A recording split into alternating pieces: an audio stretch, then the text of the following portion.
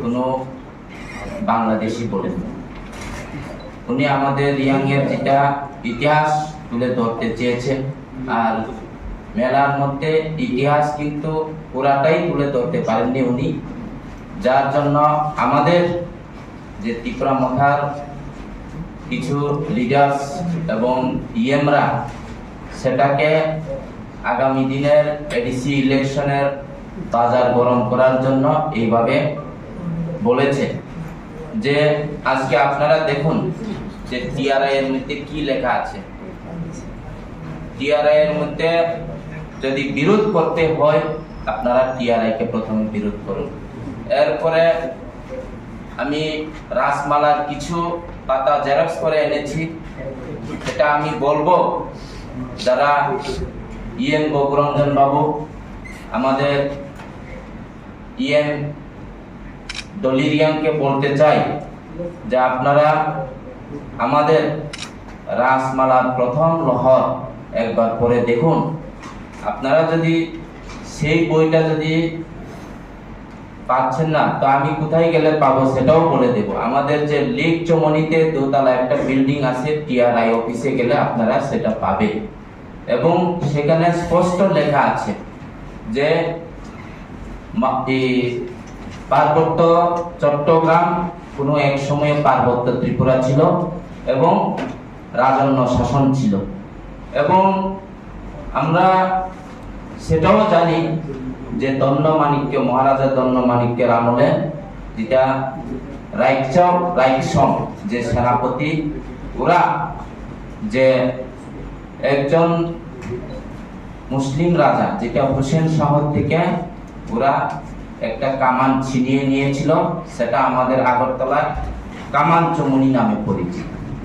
তো CM sir কিছু ইতিহাস ব্যাখ্যা করতে গিয়ে সেটাকে আমাদের ত্রিপুরা মথার ইএমরা আগামী দিনের ইলেকশনের বাজার গরম করার চেষ্টা করছে এবং যে রিয়াংয়ের অনেক সমাজ থেকে নাকি তারা বিদ্রোহ আরম্ভ করছে। আমি তো দেখছি বিদ্রোহ তো ইএমরা আরম্ভ করছে। অমরপুরে যেটা হচ্ছে ইএম দলিরিয়াং এর নেতৃত্বে হচ্ছে। আমি মনে করি সেটা সম্ভবত আমাদের ত্রিপুরা মথার সুপ্রিমো যেটা এমডিসি প্রদ্যুৎ বাবুর নেতৃত্বেই হয়েছে। কারণ আমি সোশ্যাল মিডিয়াতে পেয়েছিল যে প্রথমে যখন ইএম দলিকে যখন ফোনের মাধ্যমে যখন জিজ্ঞেস করা হয়েছিল তখন তিনি সেইভাবে জবাব দেয়নি। এরপরে উনাদের রবীন্দ্র ভবনে একটা প্রোগ্রাম ছিল যেটা যোগদান সভা ছিল, সেই সভাতে ইএম দলি ছিল না। উনি ওনার নেতৃত্বে অমরপুরে একটা মিছিল করেছিল। সেটা ওনাদের আগামী দিনের ইলেকশনের বাজার গরম করার জন্য এই সবগুলা করছে, কিন্তু সেটা দিয়ে তো হবে না। যেটা এতক্ষণ আমি যেটা বলেছিল যে আমাদের রিয়াংয়ের যারা সমাজপতি ওরাও কিছুদিন আগে প্রেস মিট করেছিল, সম্ভবত আপনারা ছিল, ওরাও তথ্য তুলে ধরেছিল যে কোনো এক সময়ে পার্বত্য চট্টগ্রাম পার্বত্য ত্রিপুরা ছিল। ওরা ডকুমেন্ট সহকারে করেছিল।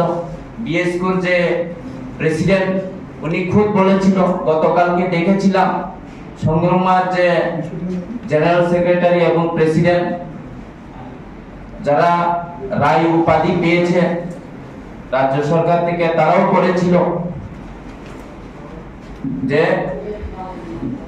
সম্পূর্ণভাবে আমাদের সিএম যখন সেই মঞ্চে ভাষণ করেছিল সিএম কিছু ইতিহাস তুলে ধরার চেষ্টা করেছিল, কিন্তু সেই ইতিহাস যারা বুঝতে পারেনি আমি তাদেরকে বলবো রাসমালা সংগ্রহ করে পরে দেখার জন্য। এবং যে আমাদের যে ট্রাইবাল রিসার্চ এন্ড কালচারাল ইনস্টিটিউটের যে ওয়েবসাইট, ওই ওয়েবসাইটের মধ্যেও ওদেরকে দেখার জন্য বলবো।